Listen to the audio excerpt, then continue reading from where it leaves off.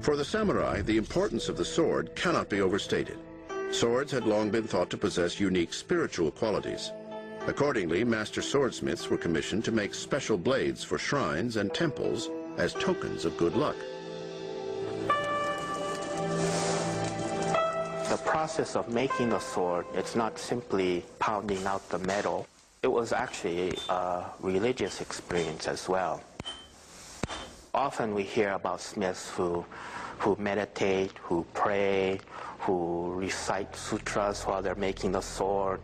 I have one particular sword. He meditated for 100 days underneath a waterfall in the freezing winter before making a sword. So the idea was to purify not only his technique, but his mind, body, and soul. And that was all put into the process of making each blade. This is a great tradition, really fascinating. Japanese swords before the 7th century were straight-bladed, double-edged weapons.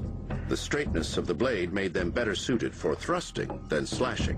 When the sword hits something, there is an impact. With the straight-edged sword, that impact comes straight to the hand.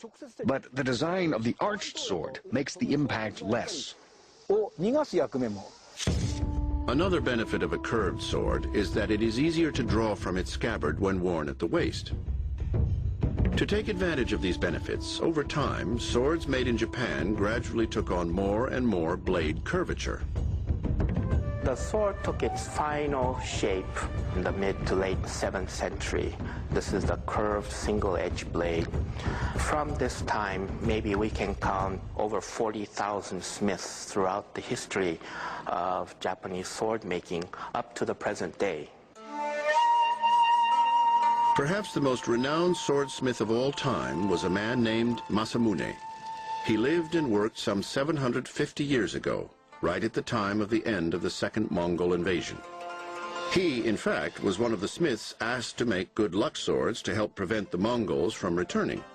It must have worked, because the Mongols never threatened Japan again.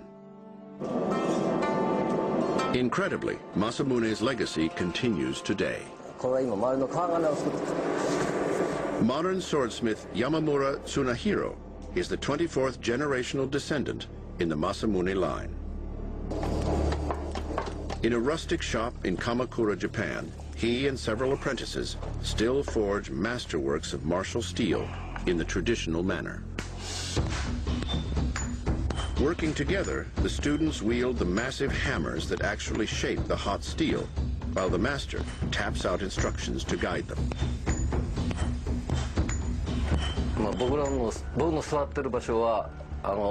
Where I am sitting, in musical terms, is the conductor's chair. And with the hammer in my hand and gestures, I signal where to pound and how fast or slow.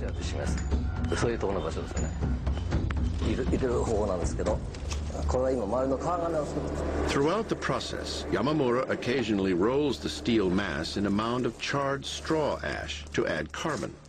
The amount of carbon a sword blade contains determines its flexibility.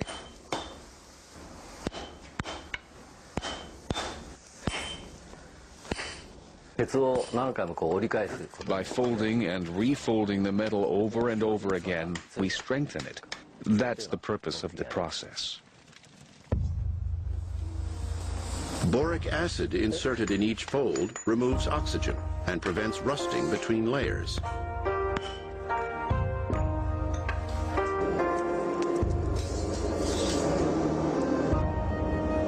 It takes about 2 weeks to complete the process, a long wait for an eager client. The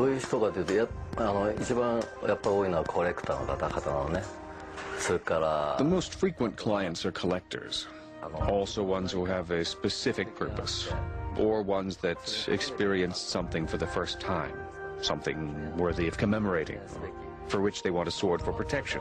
That is common as well. For instance, a protection sword for the newly born grandchild or the newly rebuilt home. Those kinds of requests are common.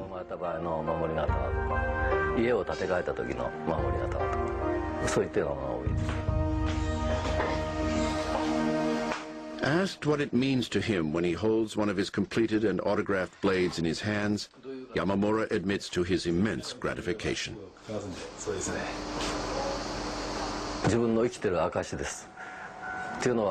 It is the proof that I'm alive.